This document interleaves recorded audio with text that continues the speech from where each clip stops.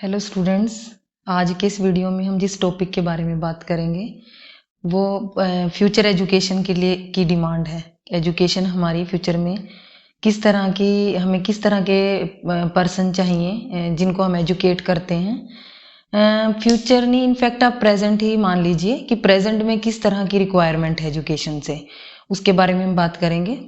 तो सबसे पहले हम बात करते हैं कि हमारी फ्यूचर नीड्स क्या हैं, किस तरह के जो पर्सन्स हैं उनको ही एम्प्लॉयमेंट मिल पाएगा, या उन ऐसे बंदे, ऐसे ही पर्सन जो हैं, ऐसे ही इंडिविजुअल जो हैं एम्प्लॉयमेंट में फिट हो पाएंगे। किस तरह के पर्सन्स की डिमांड करते हैं जब भी हम एक जॉब के लिए जाते हैं। आप टीचिंग की बात कर लीजिए, जब आप टीचिंग के लिए जाते हैं, टीचिंग की जॉब के लिए जाते हैं या अपना रिज्यूमे बनाते हैं जब आप, तो आपसे लैंग्वेज, आप उसके अंदर रेज्यूमे के अंदर लैंग्वेज, कितनी आपको लैंग्वेज आती हैं उसमें वो आप मेंशन करते हैं। आपकी कोई और एक्स्ट्रा एक्टिविटीज़ या एक्स्ट्रा जो क्वालिफिकेशन है या जो एक्स्ट्रा जो स्किल है वो भी आप मेंशन करते हैं। तो ऐसे आज के जो सिनेरियो में या जो फ्यूचर में हमें ऐसे पर्सन्स की या ऐसे इंडिविजुअल्स की ज़रूरत है एम्प्लॉयमेंट के लिए, काम के लिए, चाहे किसी भी फील्ड में ले लीजिए। वो एक पर्सन जो है वो मल्टी स्किल्ड होना चाहिए। एक स्किल्ड पर्सन की डिमांड नहीं करते हम। आज के जो सिनेरियो में या फ्यूचर जो सिनेरियो होगा उसमें हम एक मल्टी स्किल्ड बंदे की डिमांड करते हैं, एक मल्टी स्किल्ड पर्सन की डिमांड करते हैं कि पर्सन जो है काम करने वाला, जिसको हम एम्प्लॉयमेंट दे रहे हैं, जो हमारा एम्प्लॉय है, उसके वो मल्टी स्किल्ड होना चाहिए।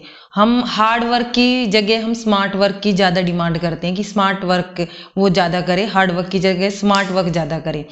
अगर हम प्रेजेंट सिनेरियो की बात ले लीजिए, अगर आप टीचिंग की बात करते हैं तो कई बार ऐसी सिचुएशंस आ जाती हैं जब हमें ऑनलाइन टीचिंग करनी पड़ती है।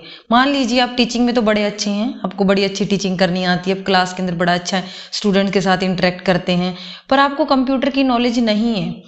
तो उस केस में अगर आपको मान लीजिए ऑनलाइन टीचिंग करनी पड़ रही है और आपको कंप्यूटर की नॉलेज नहीं है, तो क्या आप वहाँ पे फिट हो पाएंगे? आपकी उसकी टीचिंग की जो स्किल है वो भी आपकी वेस्ट हो जाएगी। तो आज का जो सिनेरियो है, आज का या जो फ्यूचर जो सिनेरियो होगा हमारा, वहाँ पे हमें मल्टी स्किल्ड होना जरूरी है। तो आज के टॉपिक में हम यही बात करेंगे तो कि ऐसे मल्टी स्किल्ड पर्सन्स या चाइल्ड जो हम किड्स जो हैं, स्टूडेंट जो है जिनको हम स्कूल्स में पढ़ाते हैं, उनको मल्टी स्किल्ड बनाने के लिए किस तरह के करिकुलम की ज़रूरत है, किस तरह का करिकुलम प्लान किया जाना चाहिए, उसको हम इंटीग्रेटेड करिकुलम का नाम देते हैं। इंटेग्रेशन ऑफ करिकुलम आज का टॉपिक है हमारा, integration of curriculum for futuristic need.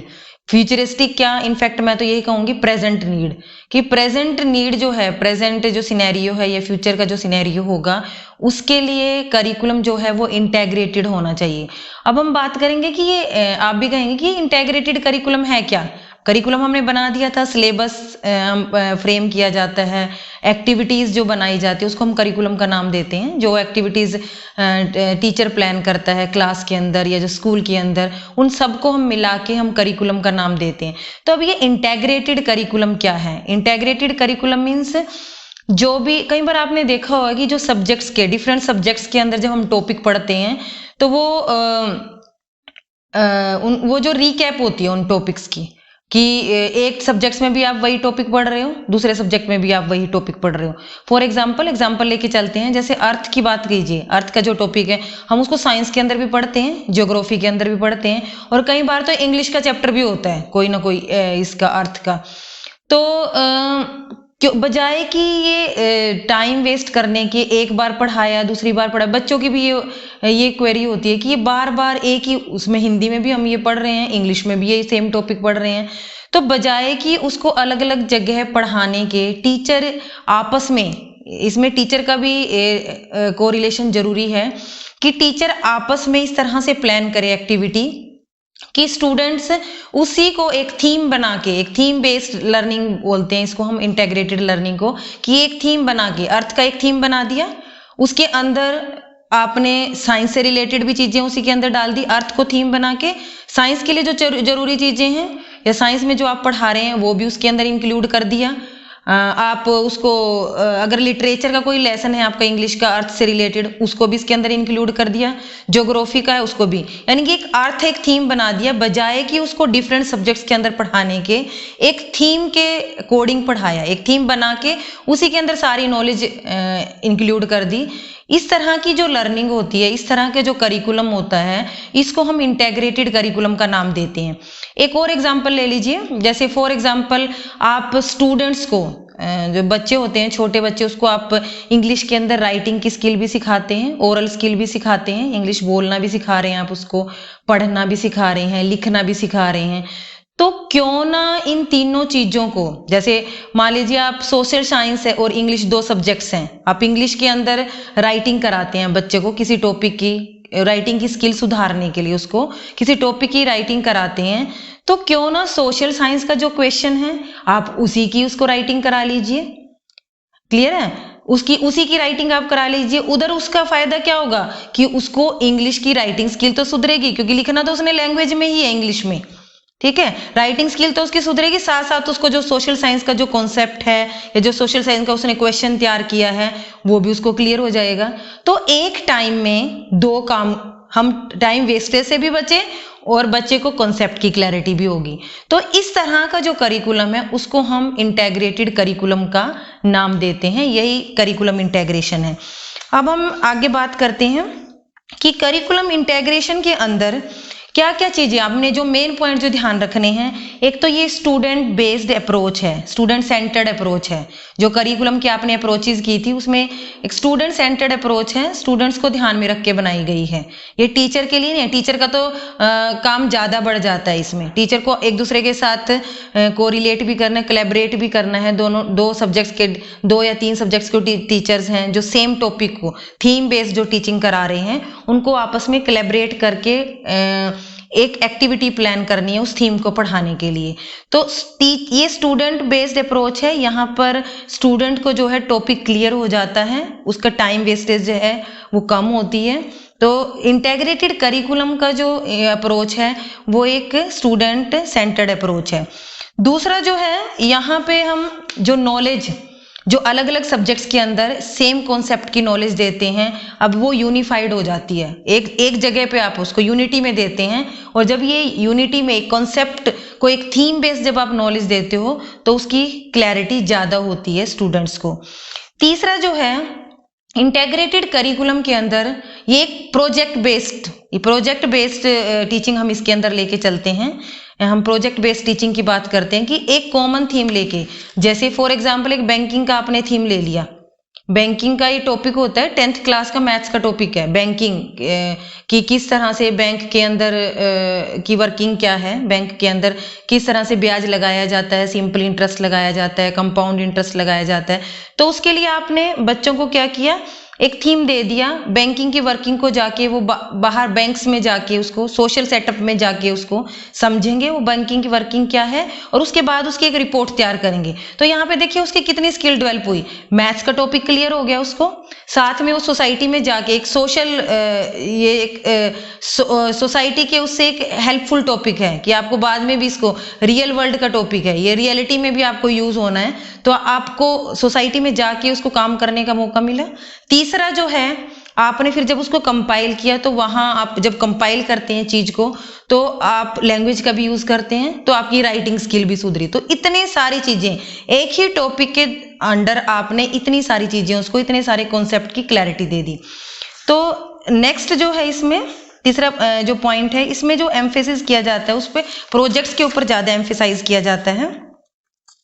इसके अंदर जो टॉपिक्स रखे जाते हैं वो इस तरह के होते हैं जो बुक्स के बाहर के टॉपिक्स होते हैं, sources that go beyond text books, text books के बाहर के। टेक्स्ट बुक में तो आपके अलग अलग सब्जेक्ट की टेक्स्ट बुक होंगी, उसके अंदर टॉपिक होंगे, ठीक है। तो यहाँ पे जो इंटेग्रेटेड करिकुलम के अंदर या इंटेग्रेटेड जो प्रोजेक्ट हम स्टूडेंट्स को कराते हैं उनके अंदर जो टॉपिक होंगे वो थीम बेस्ड होंगे, वो कॉमन टॉपिक्स होंगे जो टेक्स्ट बुक्स के बाहर के टॉपिक हैं, जो कॉमन है, जो उनकी सोसाइटी से रिलेटेड हैं।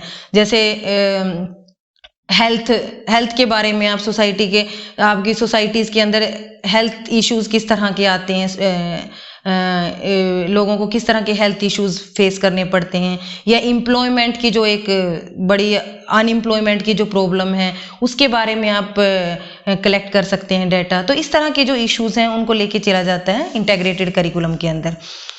यहाँ पे जो है इंटीग्रेटेड करिकुलम का एक और बड़ी अच्छी बात, एक बड़ा अच्छा फीचर है कि यह कंसेप्ट्स के बीच में, जो भी कंसेप्ट आप पढ़ा रहे हैं उनके बीच में रिलेशनशिप का पता चलता है स्टूडेंट्स को कि आपस में क्या रिलेशनशिप है इनका। जैसे आप मैथ्स के अंदर भी वही कंसेप्ट पढ़ा रहे हैं, इंग्लिश के अंदर भी पढ़ा रहे हैं, तो उनके बीच में क्या रिलेशन है उसके बारे वो क्लियर होता है। Thematic unit as organizing principle, इसका जो एक प्रिंसिपल है कि यहाँ पे थीम बेस्ड टीचिंग के ऊपर, थीम बेस्ड करिकुलम के अंदर थीम बेस्ड टीचिंग के ऊपर एम्फेसाइज किया जाता है, और शेड्यूल जो होता है वो फ्लेक्सिबल होता है। ऐसा नहीं है कि 40 मिनट्स के पीरियड में ही आपने वो वाला काम करना है, ये इतना ही टाइम पीरियड है। उसके लिए आपका शेड्यूल जो है फ्लेक्सिबल है, आपको एक पर्टिकुलर टाइम पीरियड के अंदर जितना आपको टाइम लगता है। और आप फ्लेक्सिबिलिटी सिर्फ शेड्यूल की ही नहीं है, आपकी यहाँ पे जो नॉलेज होती है वो ओपन एंडेड होती है। मतलब स्टूडेंट्स नॉलेज को एक्सप्लोर करता है, अपने व्यूज उसके अंदर ऐड करता है, उसको ओपन एंडेड मीन्स वो अपने व्यूज डाल के अपनी क्रिएटिविटी उसके अंदर दिखा सकता है। अपनी क्रिएटिविटी सिर्फ ये नहीं है कि टेक्स्ट बुक तक ही नॉलेज सीमित है कि आपने इसके बाहर इसी दायरे में रह के काम करना है और काम करना ही नहीं है। तो अपनी क्रिएटिविटी स्टूडेंट्स को दिखाने का, अपने व्यूज दिखाने शेयर करने का इसमें मौका मिलता है इंटीग्रेटेड प्रोजेक्ट्स के अंदर, इंटीग्रेटेड करिकुलम्स के अंदर। तो इसके दो मेन एस्पेक्ट हैं जो हम ध्यान में रखते हैं जब भी इंटीग्रेटेड करिकुलम फ्रेम करते हैं या कोई इंटीग्रेटेड एक्टिविटी जो टीचर हैं स्कूल के अंदर फ्रेम करते हैं। एक तो जो है, जो कंटेंट है वो उसकी इंटेग्रिटी होनी चाहिए। मतलब कोई भी टॉपिक है, आप अगर मान लीजिए जैसे फॉर एग्जांपल हम बॉडी पार्ट्स पढ़ाते हैं स्टूडेंट्स को, बॉडी पार्ट्स के बारे में हम अगर मैथ्स के अंदर उसी एक थीम को बेस रख के आपने बॉडी का एक थीम रख लिया, स्टूडेंट को आप मैथ्स के अंदर उसमें क्या दे सकते हैं कि आप अपने फेस की मेजरमेंट करिए, उसको मेजरमेंट की स्किल उसकी डेवलप हो जाएगी, कैसे मेजर करना है चीज़ों को, लेंथ ब्रेड्थ को कैसे मेजर करना है, अपने हाथों को मेजर कीजिए, अपने जो फुट्स हैं उनको मेजर कीजिए। तो बॉडी पार्ट्स में मैथ्स में आप ये काम करा सकते हैं। अगर इसको साइंस में ले लीजिए तो बॉडी पार्ट्स के क्या फंक्शनिंग है वो आप करा सकते हैं। तो ये साइंस से भी रिलेटेड हो गया, ये मैथ से भी रिलेटेड हो गया। इंग्लिश में आप बॉडी, कौन कौन से बॉडी पार्ट्स हैं हमारे, उसके बारे में एक पैराग्राफ राइटिंग करा सकते हैं बॉडी पार्ट्स और उनकी फंक्शनिंग के बारे में। नेक्स्ट अगर आप ले लीजिए, आप अगर ड्राइंग की बात करते हैं या आर्ट की बात करते हैं तो आप बॉडी का स्ट्रक्चर बनवा सकते हैं स्टूडेंट से। देखिए थीम कॉमन है। और अगर आप हिंदी की बात ले लीजिए, किसी या पंजाबी की बात ले लीजिए, कोई सब्जेक्ट है ये, तो इसमें आप बॉडी पार्ट्स की जो उसके बारे में जो मुहावरे हैं, बॉडी पार्ट्स के नाक में दम करना, ये सब मतलब बॉडी पार्ट्स से रिलेटेड जो मुहावरे बनाए गए हैं या उनके समानार्थक शब्द हैं उसके बारे में आप बात कर सकते हैं। तो ये क्या हो गया, बॉडी पार्ट्स एक थीम हो गया जिसके बेस पे हमने क्या कर दिया, एक कॉन्सेप्ट को लेके अलग अलग सब्जेक्ट्स के अंदर लर्निंग करा ली और इस तरह की एक कंसेप्ट इंटीग्रिटी होगी। एक कंसेप्ट को हमने इंटीग्रेट कर दिया, हर सब्जेक्ट से लेके आपने कॉन्सेप्ट को इंटीग्रेट करके पढ़ाया। तो कंसेप्ट इंटीग्रिटी एक इसका एक एस्पेक्ट है करिकुलम इंटीग्रेशन का। दूसरा जो है ऑथेंटिसिटी की हम बात करते हैं कि जो इसमें हम नॉलेज देते हैं वो ऑथेंटिक होनी चाहिए, आपस में कोरिलेशन होना चाहिए। अब जैसे हमने बॉडी पार्ट्स की बात करी तो हम हर सब्जेक्ट में उसका कोरिलेशन है, ये नहीं कि कोई ऐसा टॉपिक ले लिया कोरिलेशन नहीं भी है तब भी उसने आपने उसमें जबरदस्ती उसको बना दिया। जो वो नॉलेज है, कंसेप्ट बेस्ड नॉलेज है, वो ऑथेंटिसिटिक हो, ओरिजिनल हो, वो नॉलेज वो वाकई में ही हो, जबरदस्ती रिलेशन ना बनाया गया हो उसका। चलिए नेक्स्ट अब हम बात करेंगे अप्रोचेज कौन सी हैं करिकुलम इंटीग्रेशन की, कौन कौन सी अप्रोचेज हम इसके अंदर यूज करते हैं। पहली जो अप्रोच है वो इंटरडिसिप्लिनरी अप्रोच है। अब ये इंटरडिसिप्लिनरी अप्रोच क्या है, एक with in a subject area जब आप बात करते हैं, दो टॉपिक्स को आपस में कोरिलेट करने की बात करते हैं तो उसको हम इंटरडिसिप्लिनरी अप्रोच बोलते हैं। इंटीग्रेशन ऑफ करिकुलम की इंटरडिसिप्लिनरी, जैसे फॉर एग्जाम्पल पहले क्या होता था, आज से जब हम पढ़ते थे छोटी क्लासेस के अंदर तो हमें पहले ABC सिखाई जाती थी, शुरू से ही ABC शुरू करते थे, ABCD ऐसे ही सिखाते थे। जो साउंड है उसकी, जब वर्ड्स हम सीखते थे तब हम उनकी साउंड सीखते थे कि A की साउंड क्या होती है, ई की साउंड क्या निकलती है, आई की साउंड क्या निकलती है। मतलब आपने पहले एबीसी सिखा दी और बाद में हम उसकी साउंड्स की बात कर रहे हैं। तो इस तरह का जो एक्टिविटी थी, इस तरह का जो करिकुलम था, वो इंटेग्रेटेड नहीं था।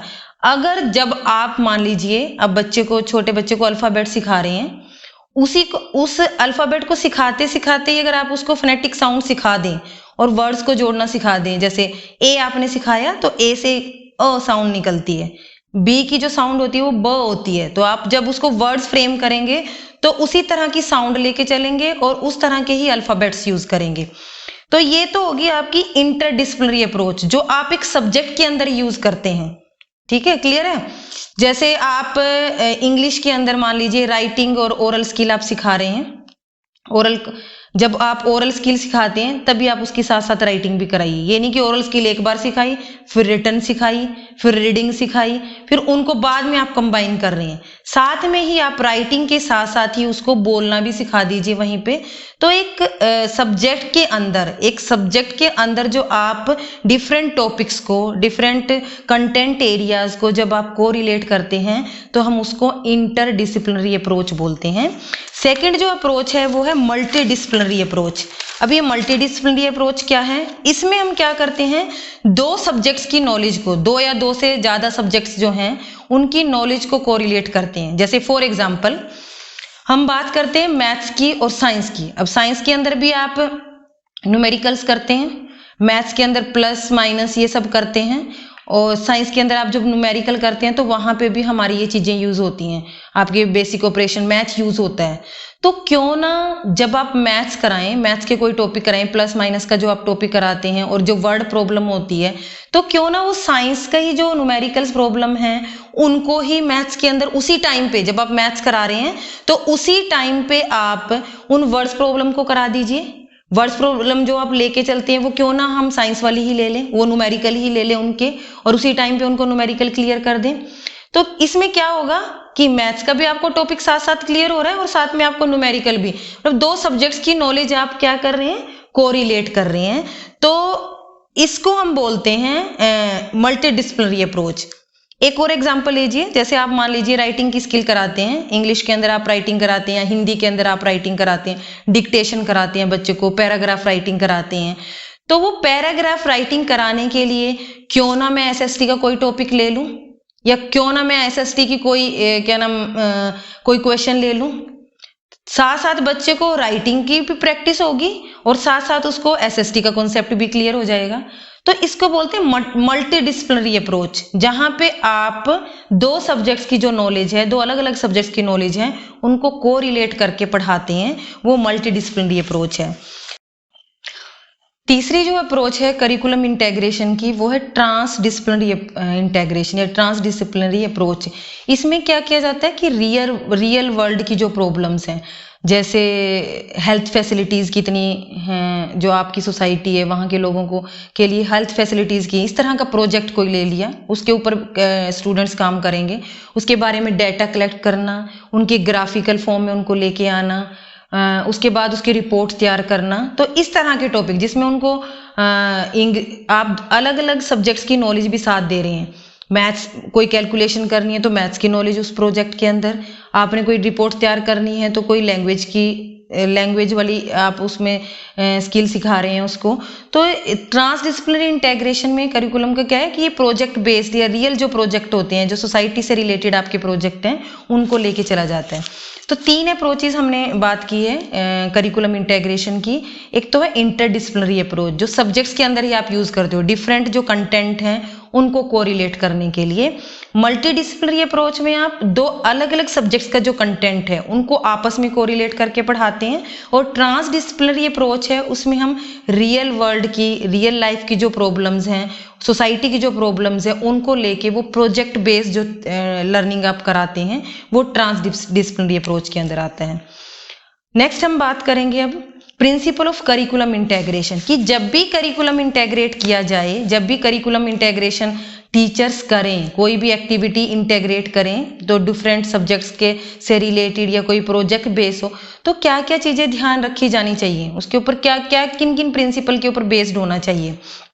फर्स्ट है based on topic of significance, कि ऐसे टॉपिक को कोरिलेट करना है जिनकी कोई ना कोई सिग्निफिकेंस है, मतलब आपस में दो सब्जेक्ट्स में जो सेम है उनको आप कर सकते हैं, या जो सोसाइटी के अंदर जो करंट इश्यूज हैं उनके ऊपर आप कर सकते हो। तो टॉपिक जो इसके अंदर लिए जाएं करिकुलम इंटेग्रेशन के लिए वो सिग्निफिकेंट हो, उनका कोई ना कोई यूज हो। नेक्स्ट, अपने आइडियाज भी शेयर कर सकें, उनके big development of big ideas, उनके अपनी ओपन एंडेड होनी चाहिए ये लर्निंग, कि स्टूडेंट अपनी क्रिएटिविटी शो कर सकें, अपनी इमेजिनेशन को शो कर सकें, उनके अंदर जो क्रिएटिविटी है वो इस प्रोजेक्ट के अंदर दिखा सकें। इस तरह की लर्निंग हो करिकुलम इंटेग्रेशन के अंदर।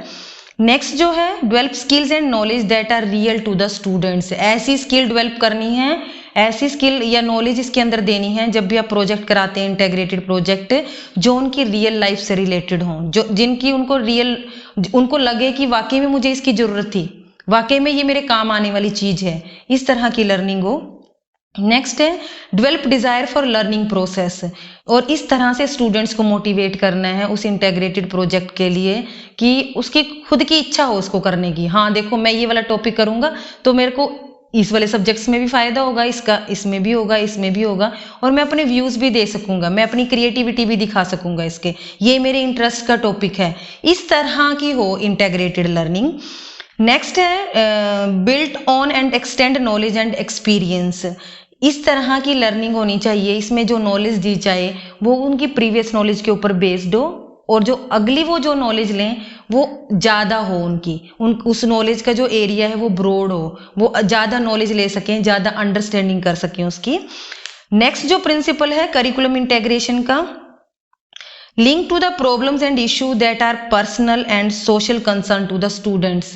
इस तरह के इंटेग्रेटेड प्रोजेक्ट या एक्टिविटीज कराई जाएं जो स्टूडेंट की पर्सनल इंटरेस्ट की हो और जो सोसाइटी से रिलेटेड इश्यूज हो, उसके बारे में जो है वो करिकुलम इंटेग्रेशन कराई जाए। इस तरह की जो इंटेग्रेटेड प्रोजेक्ट हैं उसमें इस तरह के इश्यूज लिए जाएं जो स्टूडेंट्स की पर्सनल प्रॉब्लम्स हैं या फिर सोसाइटी से रिलेटेड प्रॉब्लम्स हैं।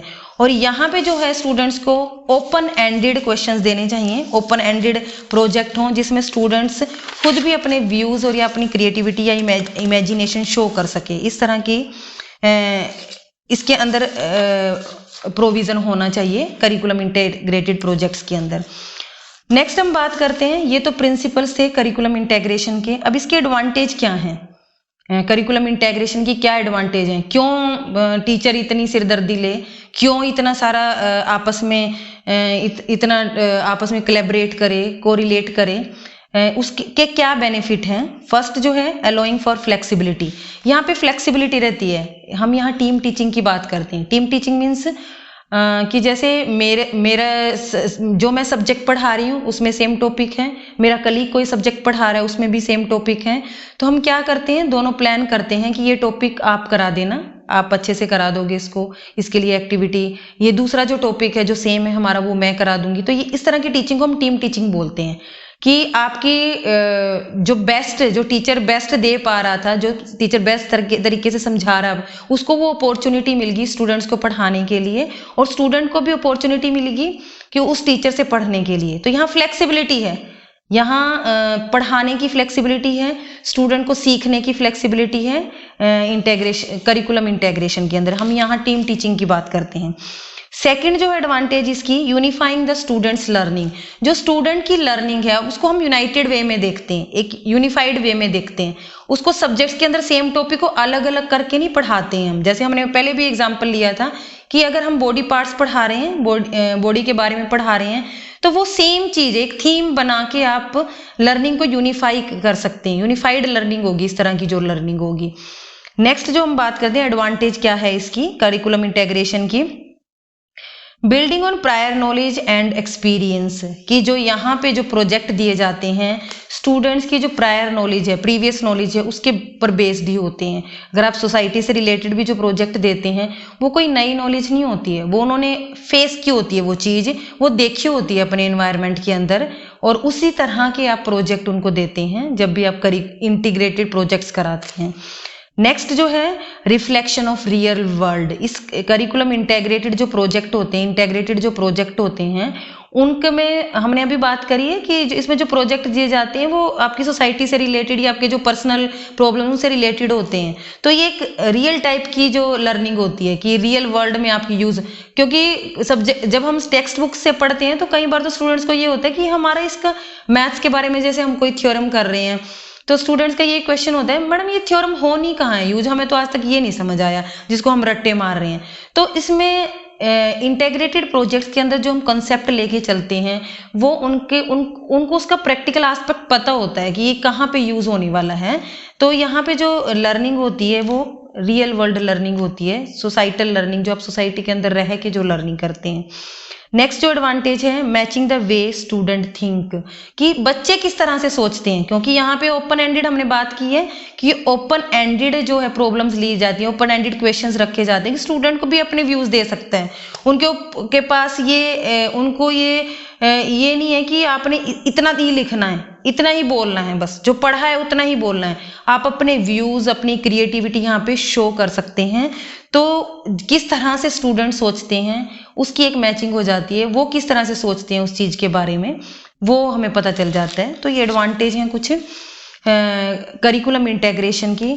अब इसका दोनों के लिए, स्टूडेंट्स के लिए क्या बेनिफिट्स हैं वो हम अलग अलग करेंगे। स्टूडेंट के लिए क्या बेनिफिट है और टीचर के लिए क्या बेनिफिट है।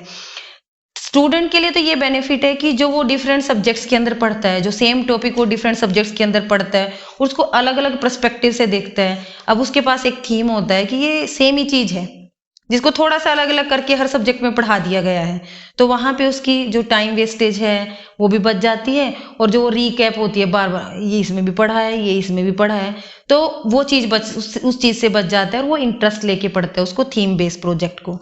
सेकंड जो है स्टूडेंट के लिए जो बेनिफिट है, यहाँ पे जो लर्निंग होती है स्टूडेंट को वो ज़्यादा मीनिंगफुल होती है, क्योंकि यहाँ पे स्टूडेंट खुद इन्वॉल्व होता है उस लर्निंग के अंदर, उस प्रोजेक्ट के अंदर। इसमें ये नहीं होता कि क्लास के अंदर टीचर बोल रहा है सिर्फ स्टूडेंट सुन रहे हैं। यहाँ प्रोजेक्ट बेस्ड लर्निंग के ऊपर ज़्यादा एम्फेसाइज किया जाता है और स्टूडेंट उस लर्निंग के में खुद इन्वॉल्व होके उस नॉलेज को एक्सप्लोर करता है, उसके बारे में लिखता है, उसके बारे में अपने व्यूज देता है। तो वो उस लर्निंग के लिए इन्वॉल्व होता है और उसका एंथू बना रहता है उसको सीखने का। अगली जो है स्टूडेंट्स के लिए क्या बेनिफिट है, अपनी नॉलेज है जो, क्योंकि स्टूडेंट खुद इन्वॉल्व है तो अपनी नॉलेज को, स्किल को, अपने एटीट्यूड को वो दिखा सकता है किसी भी संदर्भ में।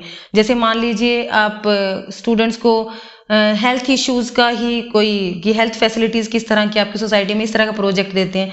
अब स्टूडेंट ने डाटा कलेक्ट किया और उसके बाद में जब वो रिपोर्ट बनाते हैं तो उसको सजेशंस भी लिखनी होती हैं। तो उस सजेशंस में वो अपने व्यूज, उसका क्या एटीट्यूड है उसके बारे में, हेल्थ फैसिलिटीज और किस तरह की होनी चाहिए, उसका क्या एटीट्यूड है उन्हें प्रेजेंट हेल्थ फैसिलिटीज के बारे में, और क्या सजेशन वो दे सकता है, यहाँ पे वो चीज अपनी बता सकता है उस कॉन्टेक्स्ट में।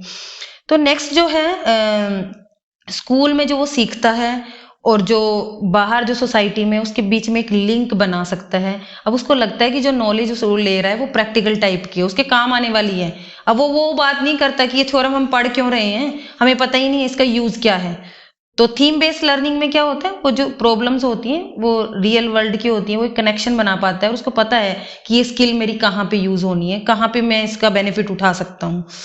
चलिए नेक्स्ट हम बात करेंगे टीचर के लिए क्या बेनिफिट है। टीचर के लिए इंटेग्रेटेड प्रोजेक्ट्स का या करिकुलम इंटेग्रेशन का ये बेनिफिट है कि टीचर क्या कर सकता है, उसको कोलैबोरेट, आपस में टीचर्स की कोलैबोरेशन होती है। जब आप टीम टीचिंग करते हैं, एक थीम बेस्ड टीचिंग करते हैं, तो टीचर्स को 2-3 सब्जेक्ट के टीचर आपस में बातचीत करके उसके लिए एक्टिविटी प्लान करते हैं। तो टीचर कोलैबोरेट करते हैं, एक दूसरे को काटते नहीं हैं कि तूने अच्छा नहीं पढ़ाया, ये नहीं किया। मतलब टीम टीचिंग होगी तो हाँ ठीक है, आप अच्छा पढ़ाते हैं तो आप ये सब्जेक्ट टॉपिक पढ़ा दीजिए। टीचर्स की कोलैबोरेशन होती है, टीम टीचिंग होती है, टाइम वेस्टेज बचती है और स्टूडेंट और टीचर के रिलेशनशिप भी सुधरते हैं। जब स्टूडेंट को टॉपिक क्लियर होता है, उसकी जो लर्निंग है उसको पता होता है कि मैं क्यों कर रहा हूँ, ये लर्निंग मुझे मेरे कहाँ हेल्पफुल होनी है, कहाँ पे काम आनी है, तो वहाँ पे टीचर जो स्टूडेंट रिलेशनशिप है वो इम्प्रूव होते हैं। स्टूडेंट्स की जो मोटिवेशन है और उसकी पार्टिसिपेशन इम्प्रूव होती है। नेक्स्ट जो है टीचर क्या कर सकता है, इसमें क्या बेनिफिट है, जो उसका काम है, स्टूडेंट्स का जो काम है उसको सोसाइटी के अंदर, उसको जो लार्ज कम्युनिटी है हमारी, उसके साथ उसको रिलेट कर सकता है, उसको रिलेट करके पढ़ा सकता है टीचर। तो इस तरह से उसकी टीचिंग अच्छी बनती है। तो ये सारे बेनिफिट्स थे जो टीचर के लिए हैं और स्टूडेंट के लिए हैं। तो आज के जो जिस टॉपिक के बारे में हमने बात की कि फ्यूचर की जो नीड क्या है हमारी, और जो करिकुलम हम बनाते हैं वो इंटेग्रेटेड करिकुलम हो, ताकि हम जो फ्यूचर की नीड्स हैं उनको अचीव कर पाएं, उन तक पहुंच पाएं, या जो फ्यूचर क्या इनफैक्ट प्रेजेंट की जो नीड है, जो मल्टी स्किल्ड जो नीड है, मल्टी स्किल्ड पर्सन जो हमें चाहिए, वो हम ले सकें, हमें मिल जाए इस तरह के पर्सन। वो तभी हो पाएगा जब करिकुलम को इंटेग्रेट करके पढ़ाया जाए। Thank you.